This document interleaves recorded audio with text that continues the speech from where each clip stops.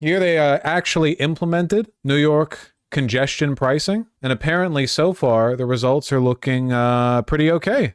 So for those of you who don't know, a car is basically unusable in New York City because of the permanent traffic, which is why everyone walks or takes the metro. And that can be an issue. Like, you do want cars to work sometimes. Basically, they said, what if we made it cost money to use your car? And so they did. It's a disaster, actually. Well, I've heard otherwise. At the very least, it seemed to have pulled people off the road. Look at that. This is like unthinkable in New York City. Noise? Noise. Let's try to learn some details. I'm no expert. Hopefully public transit isn't getting overloaded. It's the New York City Metro. I'm sure they can handle themselves. That's how they get you when you're old? Yeah, I guess so. This looks heavily narrativized. At the most basic level, the toll to drive into the area of Manhattan below 60th Street has a peak period from 5 a.m. to 9 p.m., Monday through Friday, and 9 a.m. to 9 p.m., Saturday to Sunday. The remaining hours are considered the overnight period. Now let's go over the current costs. Keep in mind that all the fees below will rise 33% in 2028, then another 25% in 2031. Yeesh. Regular passenger vehicles, $9 during peak, $2.25 off-peak, one charge per day no matter how many times you leave or return. Small trucks and charter buses, more. Trailer tractors, more. Tour buses, more. Motorcycles, less. Yellow or green cab passengers, 75 cents per trip. Very cheap on the cabs. Uber Lyft passengers, 150 per trip. So basically, they're trying to keep down the number of people going into Manhattan for stupid bullshit and increase the amount that people can get in on commuter buses or cabs or via, taxis or Uber or what have you. Yeah, prices are going to go up over time. How is it tracked? Is there a toll booth? Oh, they just do magic. They track it to your license plate, I assume. They do that for a lot of toll roads these days. They don't have to stop you anymore. Is public transit free in New York? No, it's not. If only.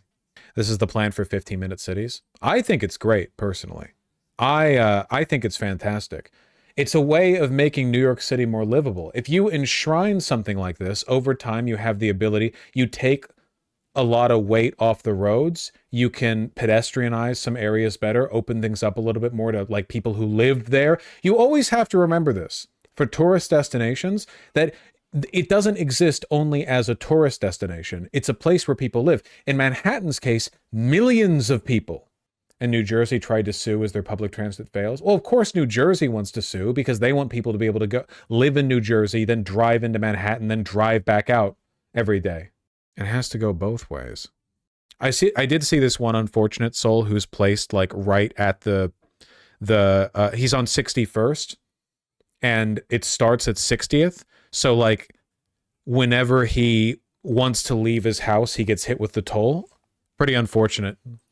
Starting today, the congestion pricing is going into effect. $9 each day that you pass 60th Street. And while I disagree with it for many reasons, for me in particular, it really hits home because I live right here on 61st Street in this building, and my car is right there, parked in front of my building. And if I want to turn around to go uptown to visit my kids who live on 79th Street, I have to pay $9 to go around the block. This money will go nowhere except the MTA's heads pockets. I don't care where the money goes. I care about reducing the number of drivers. That's what I care about. Reducing that. Like, you've all seen, everyone in the world has seen what traffic looks like in Manhattan, right? Manhattan isn't just like a city. Manhattan is like a global cultural epicenter. It's New York City. It's Manhattan. It's one of the like capital C cities alongside like Mexico City, Tokyo, Paris, London. It's New York City.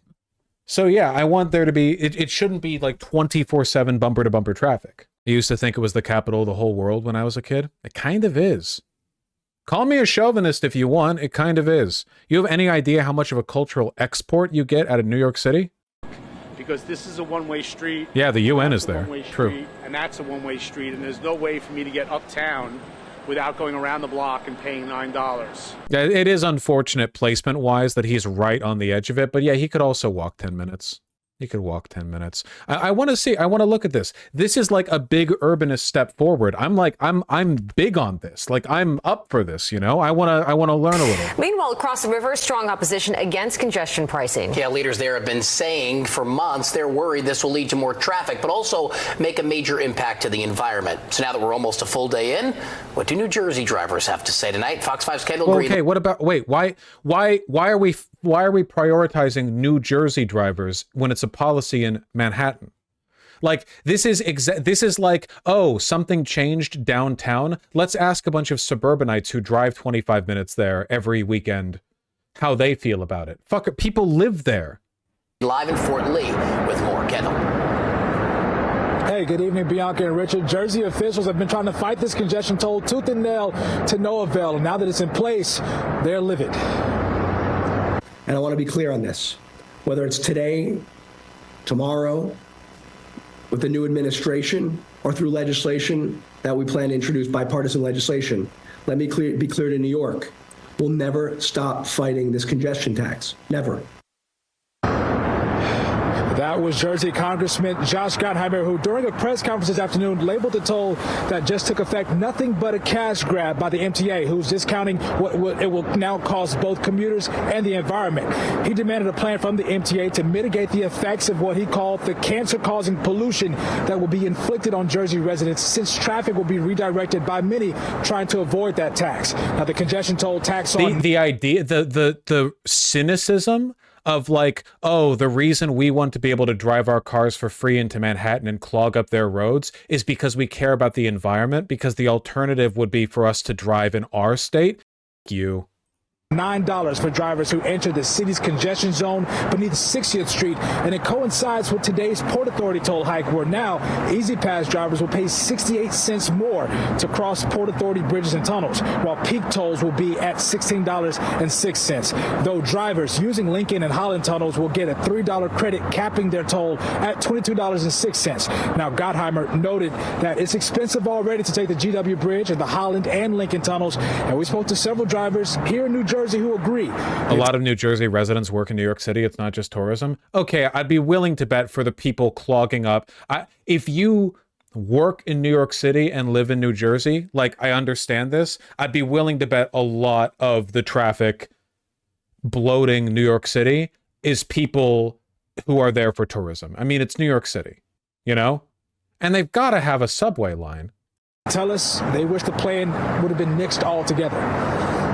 It's going to hurt us as Uber drivers if say we're going 10 times into New York City, we're going to have to pay that 10 times. We're with Murphy. Well, you would pass it on presumably to the rider who's suing New York. We hope it gets appealed. And a lot of people who work and go into New York for things, doctors, work, can't afford an extra $9. I don't think that we, as commuters, should be the ones to have to pay for it. I think commuters should pay for everything, actually. I think that we should be less fair to commuters, just generally speaking, as a class of people. Especially coming from out of the city, we don't use the subway. Well, then maybe you should use it. Can't you find like a park and ride that would take you in? I'm sorry, it's New York City. How do you think this works? I mean, we literally just went over how it works right here. You ain't commuting, dude. That's true. Because I'm not a fascist. Commuters destroy cities. I'm sorry, but it's true. The entire project of like, you have an interesting downtown area where everything good happens that then gets bombarded with people from the suburbs or the exurbs or people in the adjacent town or whatever. Like this shit destroys cities every time, you know? I will always stand in defense of like a city kind of protecting its own space. Commuting's also by public transport, technically. Well, yes, if you're commuting by train, we're talking about car commuters here, of course. Also, New York City is literally the most metro-friendly part of America. Like, New York City has the best metro connections in the entire country, possibly in the entire continent. Look at the rail connection map. Oh, what the hell did I just... Oh, there's a second image. How do I zoom in? How do I... Oh, it's just a massive image. I thought it was showing me a different image. Okay. Oh, all right. I'm sorry, I'm not a New York, veteran. I don't think I'll be able to navigate this map very well. Can we zoom out a little bit? Okay. Yeah, sorry, I'm a West Coastoid. They got a lot of metro. They got a lot of metro. Okay, hold on. I'm so lost. Where's Manhattan? Let's start with that, okay? There's Hoboken. Okay, I can't. Okay, so here. Am I correct in assuming then that this giant line of metro lines here running in, this is the connection? Okay, that seems like a lot of ways to get there. There's gotta be parking rides, man. No, that's Newark. Okay, but like spreading out from there. I don't know where that doctor was exactly. The path line? Why I'd kill for that many trains? Yeah, it's pretty cool. God damn, man. It's connected on the other shore too? Yeah, with less lines. There's not even close to enough trains/buses for this idea to work. Why are you so anti-congestion? Holy! Nopers, Vosh, it's a disaster actually. Vosh, the problem is for commuters into the city. The problem is that it's affecting people who don't live in New York City. Well, I hate those people. They won't be able to. Bus and trains are already crowded. Tourists don't drive ever. This money will go to no works at the MTA. I feel like I'm losing my mind. Please come to New York. Your opinion will change. I actually am going to New York soon. I'm going there, having a vacation there to celebrate anniversary with my beautiful partner. So the drivers come from people from Manhattan. Don't drive. This fucking guy, Vosh, not already free, going from New Jersey. This guy, you're from New Jersey! I've been watching The Sopranos. I can identify you now by your idiosyncrasies. You're a Jerseyite. You're right there across the river. You're walking here. There's not even close to enough trains/buses for this idea to work right now. I guess I'm just okay with we'll see, won't we? If traffic goes down and the city continues to function, isn't that enough? Wouldn't that be the test? What if it turns out that just by cutting 1% of the people who go to New York City every day, you clear up the roads and make them usable? Wouldn't that be a good showing? Oh, I guess we'll see. I just want there to be fewer cars. And when I go to New York, I'm going to be walking. I mean, I'll go to New York.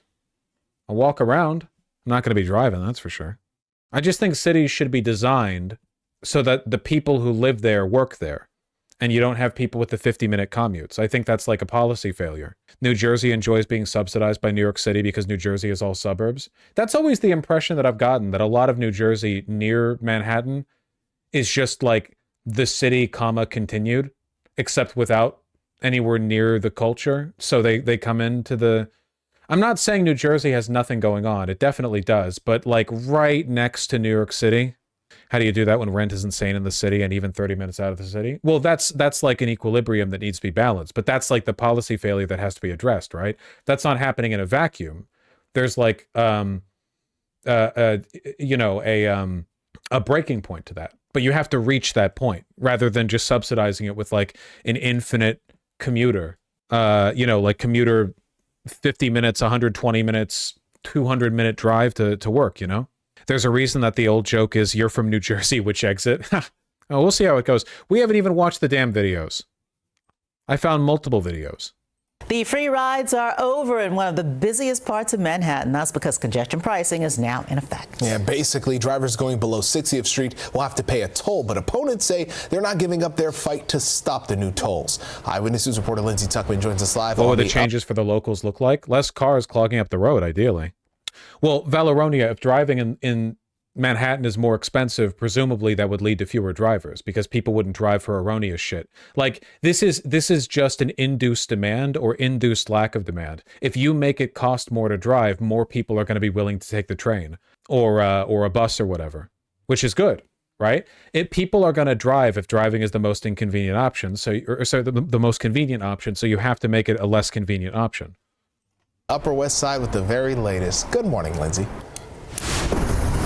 Good morning, Pedro and Tony. After many delays and multiple lawsuits that raise the question of if it would even happen at all, it is official today. New York City joins other cities like London, Stockholm, and Singapore with implementing a congestion pricing toll in the busiest parts of the city. And you can see behind me here, those gantries, they will be scanning your Easy Pass or your license plate to make sure that you get charged. So here's what you need to know if you are a driver moving forward. This is the Manhattan Central Business District that we are standing right in front of right now, which means anywhere below 60th Street across Manhattan. It does not... New Jerseyites are going to be swimming. They're going to be swimming across the river to avoid the gantries. It's the only way. Standing right in front of right now, which means anywhere below 60th Street across Manhattan. It does not, however, include the West Side Highway or the FDR Drive. The peak hours that you'll be charged $9 for most cars is Monday through Friday, 5 a.m. to 9 p.m. and Saturday through Sunday starting at 9 a.m. If you don't have an Easy Pass, it'll cost you a little bit more. And the off-peak hours are just $2.25, which is less than one swipe of a Metro card. You also get a crossing credit for cars that are entering those downtown tunnels that already are tolled. Now, the MTA officially revealed the last sign yesterday, the last warning sign for drivers as they are entering the Central Business District. The toll is expected to reduce traffic by approximately 80,000 fewer vehicles a day. That's the goal, not of course, nothing. of less congestion and better air quality, but also to generate money by tolls to provide $15 billion toward MTA capital projects to improve safety and the technology used on our underground subway system. Now, transit advocates have been supporting this program across the board for the most part, but many are still against the plan, including politicians on Staten Island or in New Jersey who worry it will all just move traffic into their areas. It is wild that like people in New Jersey have the right, like, suing. It's New York City. It's their city. What do you mean you're suing over it? What possible legal argument could you construct? We heard from New Yorkers who are for and against the toll. We're not going to, canoe across the Hudson to save Preempted a couple my, of nickels. The off-peak hours for congestion pricing are really not accommodating to anyone. I've long been saying we cannot drive our way out of the climate crisis, and congestion pricing is really that signal that's going to get people out of their cars into mass transit. It's going to help us cut traffic, which is entirely too slow. Now, some political leaders are still pushing for the plan to be backtracked, and there is, I guess, the possibility that a new presidential administration could wind it back as well. But at this point, it is in place, so you better have your Easy Pass ready, because if That's true. Trump's probably going to, like, sick the Justice Department on this. New York Fire Department unions sounding alarm about congestion pricing. What are you whining about? Meanwhile, New York's bravest are sounding the alarm on congestion pricing. That's right. Union leaders say that this could slow down the response time of first responders arriving to a fire. Let's get It would slow down response time by having less traffic in downtown? down to the newsroom where Meredith Gorman has more on what they are saying tonight. Hey, Meredith. Hey, Bianca and Richard. Firefighters are sounding the alarm on having to pay the congestion pricing toll while on duty. Firefighter unions came out. I'm just guessing this because it wasn't specifically outlined in the webpage that we read the information on. I don't think, first of all, the gantries just scan your plates as you enter. They don't stop you. Second of all, I don't think they're charging you. If there's a fire and the fire department races in, I don't think they're charging you. Out on Sunday to request that their cars not be charged the congestion pricing tolls. Something that they say they've been asking the state for, saying that at any given time, about 2,000 firefighters are working and most bring their cars into work. And these unions are worried about the negative impact that this congestion pricing will have on response times, costs, and public safety. This is bullshit. This is completely fake. Having to pay $9 a day that's going to get like rebate by my work 100%. All we were asking for was an exemption for our members bringing their vehicles into the zone. Those vehicles are regularly used to transport firefighters to and from their detail to another firehouse when there's a shortage in one spot and they need them somewhere else. We were denied at every turn. We have been putting ourselves out there for the city of New York and for the FDNY, and now a lot of our members have asked us, how do we get our money back? I think you didn't understand. They mean their personal cars come to work. No, I understand that, and I'm saying that they would get that shit rebate. For one, I don't care. For two, live in the city, then f you. I'm tired of cops and firefighters all living in the suburbs, the most racist-ass suburbs outside of the mixed minority urban area they then go to work in, okay? Third of all, eat shit, I don't care. If you actually gave a shit about public safety, you would acknowledge how better traffic in Manhattan would allow fire trucks to move much quicker to the site of the fire. I've seen what it looks like trying to move a fire truck through downtown Manhattan at 3 p.m. I've seen what that shit looks like, okay? Trust me, this is better for you, it's better for the people, but you don't give a shit about the people because you're a cop. You're a cop. this unfair tax burden that's been placed on not only them, but every resident of New York City. We reached out to FDNY for comment, and they told us to reach out to City Hall. The mayor's office saying in a statement, quote, ensuring public safety is a top priority for the Adams administration. We do not expect any negative impacts to the department's ability to respond to emergencies. Union representatives. That's great. Okay, last one I want to watch. Official congestion pricing is in effect in Manhattan after years of preparing. It was on, it was off. Plan rolled out Sunday, and while things seemed to go over smoothly over the weekend, the morning commute today will really be the big test, the first real test. Drivers that pass 60th Street and below now have to pay a fee. That includes several key bridges and tunnels to enter Manhattan. For peak hours, passenger vehicles will pay. It's not even that much of an area, man. It's all south of the park. Like, they could have extended this way further up if they wanted to. It's not even that big a chunk. This is not all of New York City. For peak hours, passenger vehicles will pay an additional $9. Trucks, depending on the size, anywhere between $14.40 or $21.60. Motorcycles will be charged $4.50. As for off-peak hours, passenger vehicles will be charged $2.25. Trucks, again, depending on their size, either $3.60 or $5.40. For what it's worth, the road design is substantially different below Wall Street. The grid design is north of it. Interesting. I guess I'll take a look at it when I'm over there. And motorcycles, $1.05. Now that congestion pricing is in place, will more people keep their cars at home and take the subway? Doug Williams joins us live from Mobile 2 in Midtown with a look at how traffic is there this morning. So, Doug, what are we seeing after we've been on the roads for the last couple hours?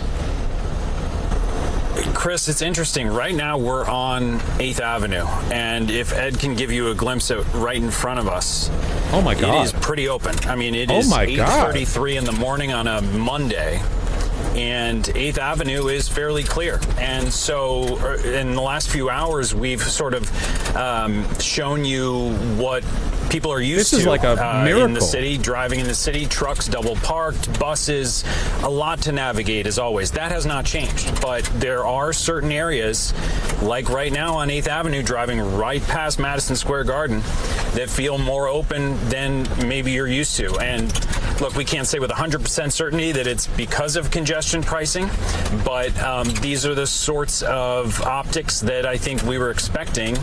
And, you know, we've seen the opposite at times. We've run into our fair share of traffic this morning, but I would say less. Oh yeah, than there will always be traffic in New York City, but like, you can actually move. They're moving. And we are used to, the two of us in here are New York City drivers. We're sort of accustomed to a certain level of traffic, especially at this hour. So I think it's important and interesting to look at these images because even mostly folks in New Jersey, out on Long Island, and the outer boroughs as well, may be having to change everything about their routine and their commute for the central business district. And so they may be watching and wondering, well, did anything actually change in the central business district? And it seems like maybe a little bit less traffic than usual, but a little. Also very much the little. I know I'm not a New Yorker, but a little. So very much the what a hellhole. Regardless, are you kidding me? This is peak. This is peak urban. This is great. This is Urbania. This is phenomenal. Look at how many people are walking. I mean, yes, New York City is disgusting, like trash wise, but I'm walking here now. Yeah. The trucks double parked and the things that you normally have to navigate. So we'll continue to keep an eye on it. We're making our way right now to Penn Station to talk to some commuters who've made their way from New Jersey and see how many of them decided to make the change to Jersey Transit today for their commute. But for now, we're live here on the west side of Mobile 2. Doug Williams, CBS News. New York. I'm sure that has improved their moods, those that you talk to. All right, Doug, thank you. Well, drivers who use an Easy Pass will pay less than drivers who use toll by plate. The $9 toll could cost you $13.50 if you pay by mail. And there are credits for Easy Pass drivers who take the Holland, the Brooklyn Battery, and the Lincoln or Queens Midtown tunnels during peak hours, not the GWB. And it's not too late to apply for discounts and exemptions through the Easy Pass website. Emergency vehicles, commuter buses, school buses are all exempt. Residents living in the congestion zone with a household income of less than $60,000 may qualify for a tax credit. A 50% discount is available for drivers enrolled enrolled in the low-income discount plan. There are also medical exemptions for those who cannot use mass transit. So you have to really kind of read the fine print, so to speak. Now, union representatives for city firefighters blasted the MTA for not giving them certain exemptions. We have a very unique situation where our members are regularly tasked with using their own personal vehicles. Why is it everyone's asking the New Jersey commuters how they feel? No, who's talking to the New Yorkers? Genuinely, who's talking to the New Yorkers? Like, why aren't they walking around the street? Look at this. Live traffic in New York City, congestion pricing cams. Oh my God. Well, I actually don't know how busy this area normally is. I mean, you can see a street down there. This is Jersey City. See if I can find, it's like 5 p.m. over there. How congestion pricing will affect drivers in Queens. Okay, how about the people in Manhattan? This is insane, dude. All anyone cares about in this shit country is cars. Cars and the people in them. Look at this. How congestion pricing will affect drivers in Queens. Tri-state drivers, commuters react to congestion pricing toll. New Jersey commuters say New York City congestion pricing will cost them $22 a day. Some Manhattan residents hopeful about congestion. Oh, I'm sorry. Do people live in Manhattan? I had forgotten. I forgot that Manhattan, one of the most densely populated parts of the planet, has people who live in Manhattan. Food industry feeling the cost of New York City congestion pricing. Fuck you. Oh, your truck that's carrying 6,000 pounds of groceries has to pay like $22 on the way in. Yeah, I'm sure your profit margins are sinking through the ground. The Hudson Square Business Improvement District, welcome. Good morning. How will the pricing plan benefit businesses and residents in Hudson Square? 650 views on this one, 1 million subs to CBS New York. So Hudson Square is a unique neighborhood at the entrance of the Holland Tunnel. Our borders are Canal in the south, 6th Avenue in the east, Clarkson in the north, and West Street in the west. Love their hair. And every day really at about pretty. 3 p.m. during the week, and sometimes on the weekends too, we have cars backing up all the way north in the neighborhood. The Manhattan Bridge motor vehicle lanes were empty at 11 a.m. today. Holy shit. While the subway and bike lanes have plenty of usage, congestion pricing works. It's New York City. It has the best metro, some of the best metro in the world. Like, if you make it just a little bit less convenient for people to drive in, just a little bit less. So crossing Varick Street during the evening hours for anyone that works or lives in the neighborhood is incredibly difficult, in addition to crossing Canal Street. And so that really prevents people from wanting to go in and out of our neighborhood to Tribeca, to Soho. It makes it hard to get to Hudson River Park, and it impacts our businesses who have this sort of quality of life issue all around them. It's a lot of noise. It impacts people's mental and physical health. You know, I'll tell you, there are some days that when I'm leaving the office, I have to decide, do I want to cross Varick Street to go run an errand? Do I have the energy to navigate through all of this congestion? And we also, as an organization that takes care of the neighborhood and the people in the neighborhood, we pay for crossing guards every day during the week to make sure that people can cross safely. That's how big a problem it has been for us. And opinions are mixed on congestion pricing. How will your organization help communicate the benefits of this plan to both the residents and the businesses? Exactly. It's a neighborhood, not a highway. Yeah, people from the suburbs think of downtown as the place you drive to do fun things, and all the roadways and parking lots as like the means to help you do that. They don't think of the people who live there as people. This is unironically rooted in American racism, in like the post World War II suburban spread, where white GIs got to benefit from the bill that allowed them to go develop and get their white picket fence while black soldiers didn't. So black soldiers, vets, and black families stayed downtown in urban areas. White people left. This was exacerbated with the collapse of American industry, the Rust Belt. White people fled further out into the suburbs. Black people stayed in the cities. But cities still have the nightclubs. Cities still have the good restaurants with the cool black and brown people who talk weird, but you like them and you like their food as long as they're not scary or whatever. So the white people come back for that. Even before that, think of slumming it. Yeah, no, you're right. Even before that, 100%. So white people go out and they live with the white picket fence in their McMansions, and they drive 25, 30 minutes because there's shit ass to do out in their cultureless wasteland. They drive downtown, they turn it into a highway, they turn it into a massive parking lot, and then they use those facilities in a way that enriches only the corporations, not the people who live there, and then they skedaddle. Yeah, it's just an amusement park to them. They don't treat it like a living, breathing place that people actually live. More people than in their suburbs. And how those suburbanites would cry if someone threw a house party in their block. They will blast their horn at 9:48 p.m. downtown in audible range of thousands of people. And then they go back to their suburbs, their clean white suburbs, and they'll throw a hissy fit. If anything happens, they'll call the cops if there's like a black guy who just chills in the park next to them past 8 p.m. I hate them. I hate commuters. I hate suburbanites. I hate all these people. And it's not really even their fault. But they are like a plague. Like, people talk about urban blight, like what happens downtown, New York City, Seattle, Los Angeles, whatever. But that blight spreads from outside and comes within because all the wealth is taken from those areas. And that's what causes the blight.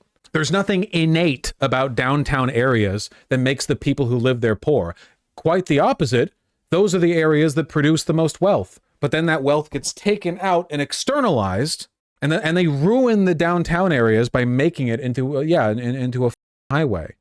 What do you think interurban highways were made to do? You think those were made for the benefit of the cities? All the American cities that got carved up with gigantic, like 8-lane highways running through it, that wasn't done for the people who live in the cities. That was done for the wealthy white people who live outside the cities who want to be able to enter quickly and easily. They're vampires. They ruin everything. And then they don't understand why it's so nice when they go to Paris or London. Is Beverly Hills a suburb? It's hard to say, kind of. Like, it's a suburb relative to Los Angeles's downtown, but it's also not because it's densely packed. And it has its own, like, very large and robust and wealthy commercial district. Yeah, like, a lot of LA kind of feels like one big suburb, but there are degrees of that. It's sort of an abstract. LA as a whole is too suburban. LA is a state of mind. That's pretty true. Land value 3D map of downtown versus suburban areas. Yeah, this strong towns bit is like very radicalizing. You go to downtown where all the poor people are, well, look at where the money is. Value per acre, Knox County, Tennessee. Not even Manhattan. Not even like a mega city. Knox County, Tennessee. Where do you think that spike is? It's every city. Suburbs produce nothing. All they do is they drain resources. That's it. Literally, any city, it's a blight. You just lose money. I went over this whole thing before. I don't want to now, but... So why don't you live in downtown Seattle? Well, I don't want to. I like where I live, which is extremely close to downtown Seattle.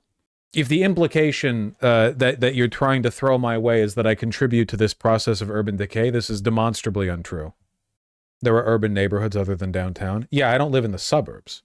But if I was like, the equivalent for Seattle would be somebody who lives in like Renton or somebody who lives in the suburbs around Bellevue, driving into Seattle every day, either for work or whatever, and then leaving. And there are a lot of people who do that. And it's a problem. Fucks up things for everyone, yeah. Bellevue's all rich people though. Well, yeah, but suburbs are often quite wealthy. But Bellevue also has nothing to do. There's nothing to do in Bellevue. They just have a big mall. That's it. You have a big mall. It's certainly not Seattle. Malls are good third places.